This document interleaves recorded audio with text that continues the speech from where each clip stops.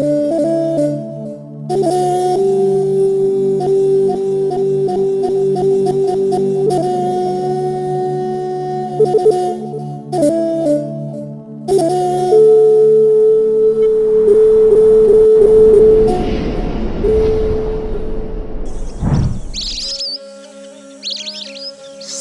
migratory birds and wetland Chiri Anua Noufo Chiripar part 1।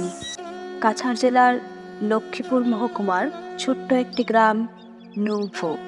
চিরিপাড় part 1 নামেও পরিচিত এই গ্রামের পাশ দিয়ে বয়ে চলেছে চিরি নদীর আনোয়া। চারপাশে প্রচুর প্রাকৃতিক গাছপালা ঘেরা চিরির এই মিষ্টি জলের আনোয়া হ্রদটি, যাকে অক্সবো লেকও বলা হয়, এর উল্লেখযোগ্য তাৎপর্য হল প্রতি বছর অক্টোবর থেকে ফেব্রুয়ারি মাস পর্যন্ত বেশ কিছু পরিযায়ী পাখি এই লেকে বেড়াতে আসে। এই সময়ে লেকটি ভরে ওঠে বিচিত্র সব জলজ গাছপালায়। নানা ধরনের কচুরিপানা, পানি ফল, জল পুদিনার মতো বিভিন্ন গাছপালা এই লেকে জন্মায় প্রচুর পরিমাণে। অন্যদিকে ঝিনুক, শামুক, চিংড়ি এসব ছাড়াও বেশ কিছু বিরল মাছও মেলে এখানে। এই পরিযায়ী পাখিরা লেকের ঘন কচুরিপানার ঝোপে মূলত শিকারের জন্য নেমে এলেও পরবর্তীতে এই লেক হয়ে ওঠে তাদের বিশ্রামের জায়গা। এই আনোয়া লেকে আসা এই পাখিদের কিছু শারীরিক বৈশিষ্ট্য রয়েছে। তাদের ঠোঁট এবং দীর্ঘ ঘাড় অনেকটাই হাঁসের মতোই। তারা লেকের জলে সাঁতার এবং শিকারের পাশাপাশি প্রায়শই পছন্দ করে কাছাকাছি গাছগুলিতে বসতে।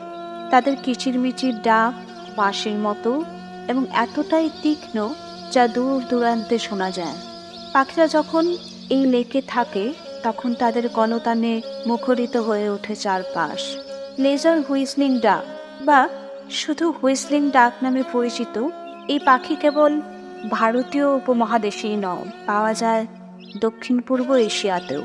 ডেন্ড্রোসাইগনা জাভানিকা বিশ্বের কাছে এই বৈজ্ঞানিক নামে পরিচিত পাখিটিকে বাংলায় সরালি হাঁস বা সরাল হাঁস বলা হয়।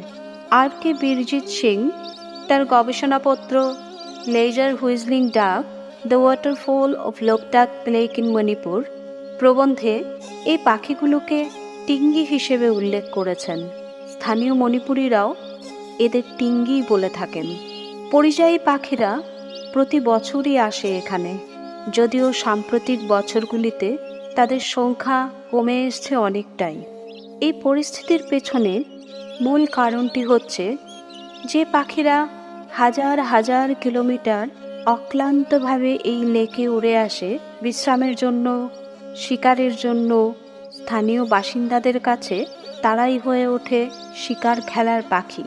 অন্যদিকে লেকের আশেপাশে নগরায়নের ছোঁয়ায় ধীরে ধীরে লোপ পাচ্ছে পাখিদের প্রত্যাশিত নির্জন শান্ত পরিবেশটিও। সেই সঙ্গে কমতে থাকা লেকের জলজ উদ্ভিদের সংখ্যাও পাখিদের ওপর প্রভাব ফেলছে বিরূপ। সব মিলিয়ে সরকারের পক্ষ থেকে এই বিষয়টি খতিয়ে দেখা এবং গাছপালা, জলজ উদ্ভিদ, মাছ সহ এই লেকটি রক্ষা ও সংরক্ষণের পদক্ষেপ অত্যন্ত জরুরি হয়ে পড়েছে। এখানে গড়ে তোলা যেতে পারে একটা ইকো ট্যুরিজম স্থলও। তবে সব থেকে জরুরি এই অতিথি পাখিদের প্রতি স্থানীয় মানুষদের সহানুভূতিশীল অবস্থান। উল্লেখ্য, 21 ডিসেম্বর 2013 সকাল 8টায় লক্ষ্মীপুরের বন কর্মকর্তা শ্রী দিলীপ কুমার দত্তের নেতৃত্বে এই পরিযায়ী পাখিদের সুরক্ষার প্রচারে চিরি আনোয়া লেকে একটি র্যালির আয়োজন করা হয়। করিমগঞ্জের জেলা প্রশাসক শ্রী সঞ্জীব গোহাই বড়ুয়া, কাছাড়, করিমগঞ্জ এই দুই জেলার বিভাগীয় বন কর্মকর্তা শ্রী মজিদুল ইসলাম এবং রাজীব কুমার দাস এবং আরও অনেকে এই সমাবেশে অংশগ্রহণ করেন। প্রত্যেকেই এই পাখিদের পরিচর্যায় স্থানীয় গ্রামবাসীদের বিশেষ ভূমিকায় গুরুত্ব আরোপ করেন। চিৰিপাৰৰ যিটো ৱাটাৰ বডি আছে সেই ৱাটাৰ বডি মই বৰাকালিত থাকোঁতে দেখিছোঁ, তালৈ গৈছোঁ। এই ৱাটাৰ বডি যথেষ্ট ডাঙৰ এটা ৱাটাৰ বডি আৰু ইয়াত কিছু মাইগ্ৰেটৰী বাৰ্ডছ আহে, বিশেষকৈ লেচাৰ হুইচলিং যিটো আমাৰ যিটো লেচাৰ হুইচলিং ডাক তাত আহে, বৰ্তমানেও আহি আছে। কিন্তু কথাটো হৈছে এইটো কমিছে বুলি কৈছে, কমাৰ কাৰণটোৱেই হৈছে ইয়াত ডেফিনেটলি এটা ডিষ্টাৰ্বেঞ্চ পাৰিলে চৰাইবোৰ নাহে। আৰু এইটো মই ভাবোঁ যে আগতে হয়তো যদি আমি আগতীয়া কিছু ইনফৰ্মেশ্যন আমি বিচাৰোঁ, দেখা যায় ইয়াতে বিভিন্ন অন্য মাইগ্ৰেটৰী বাৰ্ডছো ইয়াতে আহিছিলে। তো ইয়াতে মাইগ্ৰেটৰী বাৰ্ডছ আনিবৰ কাৰণে বা ইয়াক যিখিনি আহি আছে তাক ৰাখিবৰ কাৰণে বা বৃদ্ধি কৰিবৰ কাৰণে হৈছে যে এই চৰাইবিলাকক আচলতে ডিষ্টাৰ্ব কৰিব নাপায়। ইহঁতক নেচাৰেলি ৰাখিব লাগে, মাছ টাছ মাৰিব নাপায় তাৰবিলাকত। সেইটোৱে one of the major reason Barak valley যিবিলাক ৱাটাৰ বডি আছে তাত চৰাইৰ সংখ্যা কমি গৈছে। দূর দূরান্ত থেকে অল্প সময়ের জন্য আশ্রয়ের খোঁজে উড়ে আসা এই পাখিদের ভালোবাসা এবং মমতায় স্বাগত জানাতে হবে আমাদের, এবং তাদের রক্ষা করার অঙ্গীকার করতে হবে। এই লক্ষ্যকে আলোকিত করতেই এই সমাবেশে bird conservation project community conservation of Indian forest অ্যাক্টের অধীনে একটি প্রকল্প গ্রহণের পরিকল্পনা গ্রহণ করা হয়। প্রজন্মের পর প্রজন্ম ধরে মানুষ পৃথিবীতে প্রকৃতি মায়ের কোলে বাস করে আসছে। এই প্রকৃতির কোলেই বন্য বা গৃহপালিত জীব জন্তু পশু পাখির আবাসস্থল।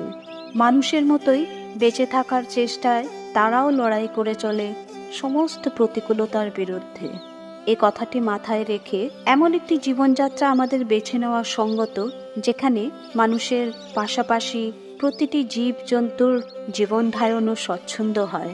বন্য পশু পাখিদের বেঁচে থাকার অধিকারকে বঞ্চিত করে নয়, প্রকৃতির ভারসাম্য রক্ষায় জরুরি তাদের সংরক্ষণ, ভালোবাসা ও মর্যাদার সাথে তাদের বিলুপ্তির সংকট থেকে রক্ষা করার গুরুত্বপূর্ণ পদক্ষেপ নেওয়ার উপযুক্ত সময় এখনই।